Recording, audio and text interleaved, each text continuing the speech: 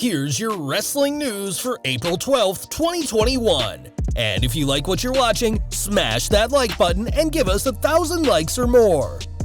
And your headlines for today include: why did Vince McMahon book Roman Reigns to pick up a victory over the quintessential babyface Daniel Bryan and the living legend Edge? What's next for Roman Reigns after WrestleMania 37? Next challenger for Roman Reigns revealed. What WWE could have planned for Bayley post-WrestleMania 37. WWE fans insult Logan Paul and Hulk Hogan.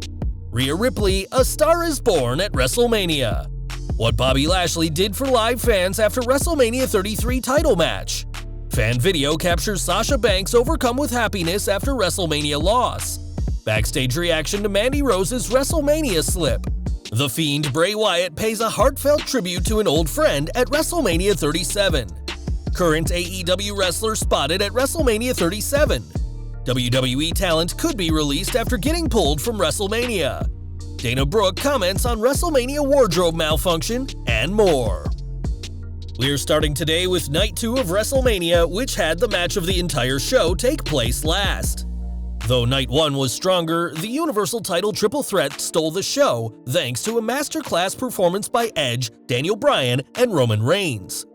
Though Bryan was the only true babyface present, his actions at times seemed very heelish, and the three told a story of desperation, stopping any pins or submissions they weren't giving.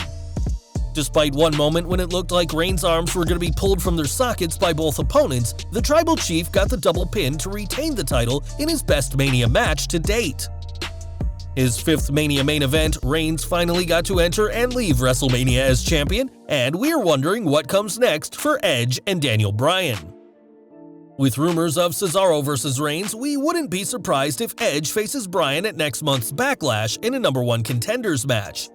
But why did Vince McMahon choose Roman Reigns to retain the title in the first place, especially over the always popular Bryan and the living legend Edge? It's no secret that Roman is the guy, meaning he'll be the face of the company for many years, which explains why WWE have invested so much time, money, and brainpower to make the Tribal Chief look like $1 million whenever he appears. Though fans are thrilled to see Edge back, his best days are behind him, and though he may have great matches ahead of him, the cloud of another injury constantly looms, and Reigns will be a far more regular performer. Daniel Bryan has been vocal that he plans for 2021 to be his last year as a full-time superstar, as he wants to spend more time with his family, so it wouldn't have been right for him to defeat someone with the momentum of the Tribal Chief. To borrow a line from Reigns, this win means that everyone in WWE, both superstar and fan, must acknowledge him, and that goes for the predicted next challenger, Cesaro. It's hardly surprising that Cesaro and Seth Rollins had arguably the second best match at WrestleMania, and after defeating the Architect, it looks like Cesaro's career trajectory will only point upwards. Is Cesaro ready for Roman Reigns? One would have to imagine that after the WWE finally got it right for the Swiss Superman, and after toppling Rollins, the only place to go is the one remaining Shield member in WWE. Together, Cesaro and Reigns could create a masterpiece in the ring as two of the best wrestlers in the world, and we expect a match that personifies the word powerhouse. Roman Reigns has a tendency to elevate those he works with, just look at Jey Uso, and we hope that that continues with Cesaro. Of course, it's unlikely for Cesaro to be the one to dethrone the Tribal Chief as Universal Champion, but for him to be in the title picture at all is a huge step for him, one that countless fans believe is overdue. Do you think Cesaro is the right challenger? And who do you feel should have won the Universal title triple threat match? Let us know in the comments. One person who didn't have quite the impact at WrestleMania was Bayley, who didn't compete despite pitching several ideas to creative. Though she didn't wrestle, Bayley did serve as an unofficial host during both nights, and arguably did better than Hulk Hogan or Titus O'Neil.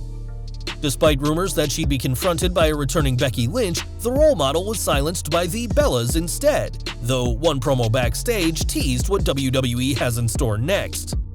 Sharing the screen with Hogan, Titus, and Eric Bischoff, all three spoke to Bayley about Bianca Belair's fantastic performance during Night 1, as it seems Bayley could be Belair's first challenger.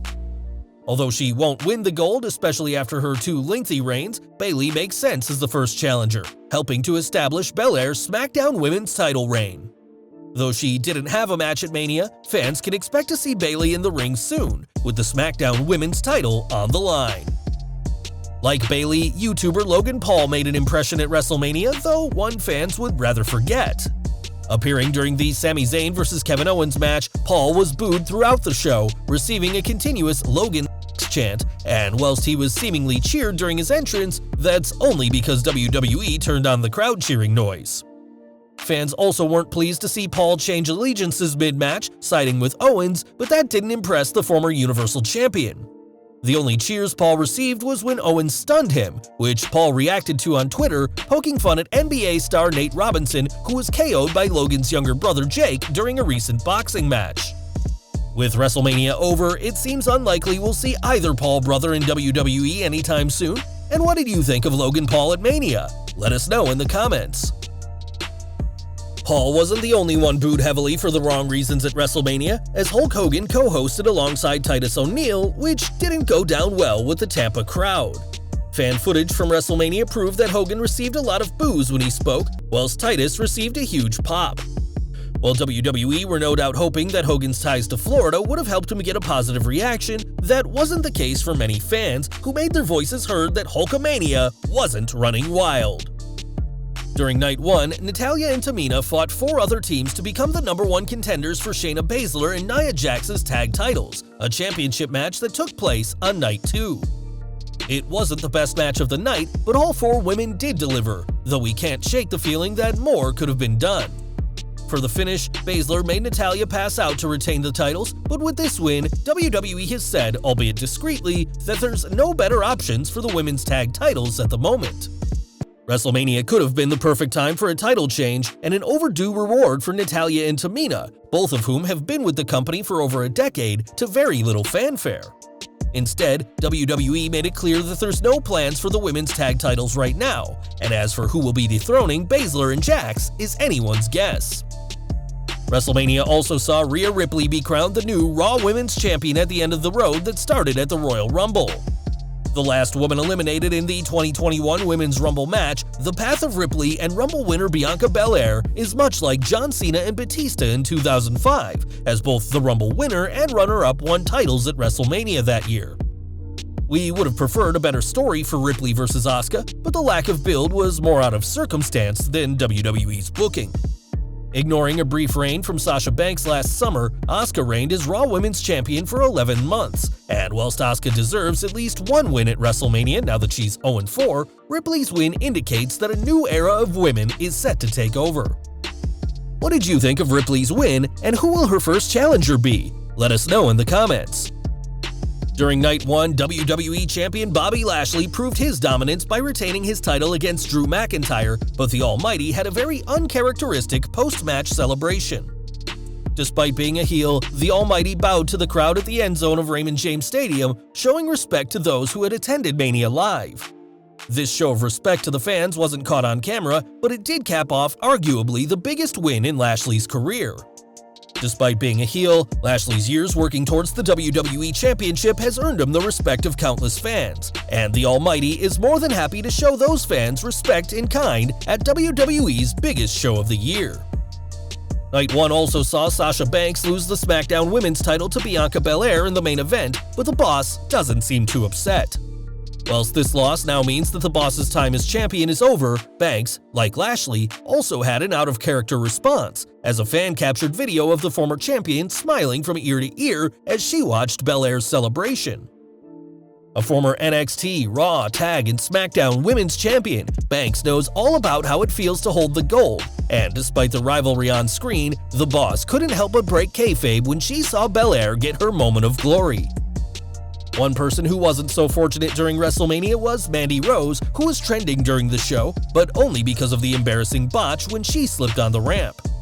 Given the thunderstorm that plagued the show, it's hardly surprising that the stage was wet, and Fightful reports that immediately after her fall, the call was made for workers to dry the ramp during the Tag Turmoil match. It's also noted that the steel cage for Shane McMahon vs. Braun Strowman was lowered 15 minutes before the show to dry it off, as the rain became just the latest obstacle WWE had to face. Over to Night 2, Bray Wyatt had one of the biggest matches of his career, but he didn't forget those that helped him make it to where he is today. During his match, Wyatt put his hands to his mouth and extended them out, saying "yeah, yeah, yeah" in tribute to former Wyatt family member Brodie Lee. Lee tragically died on Boxing Day last year, and in his first match since his friend's sad death due to a lung issue, Wyatt respectfully paid tribute to the former AEW TNT champion. It was around this time a year ago that Miro was released from WWE, but that didn't stop him from being at WrestleMania. On Instagram, Lana shared a photo of her husband and her father in the crowd at WrestleMania, saying she's a lucky woman to have a father who supported her decision to come to WWE and a husband who supported her living in a hotel thousands of miles from their home so she could be closer to training.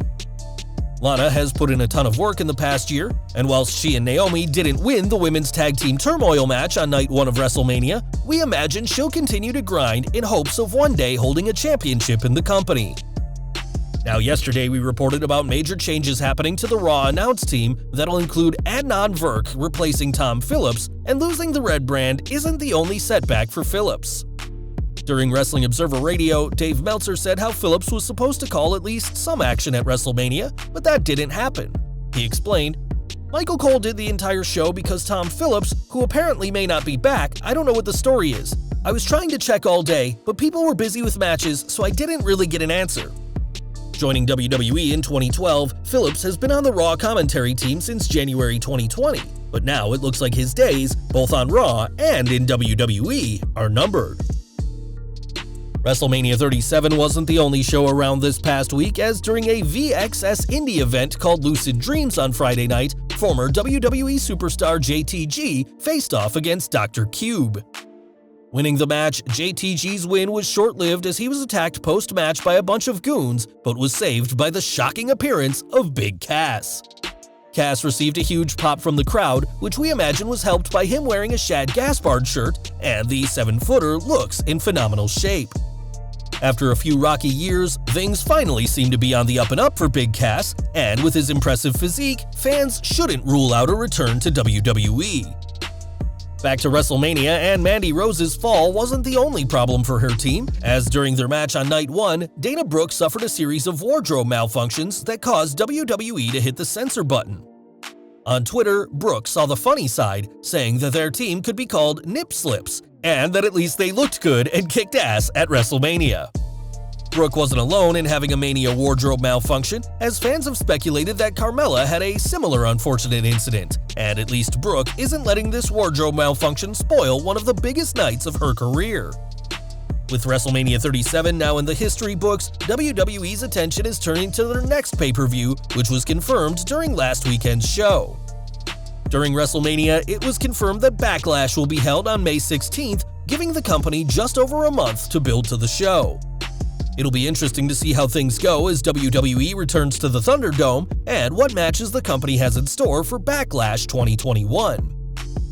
After Night 1, we reported that there were tons of tickets left for Night 2, going for very little, and WWE must have done something in the few hours between the two shows.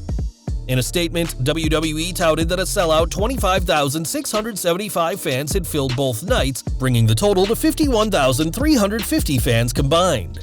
WWE is no stranger to embellishing their crowd sizes, and given that we know how many tickets had gone unsold shortly before Night 2, we're wondering just how accurate these figures are. Well guys, that's our news for today. Please share your comments below.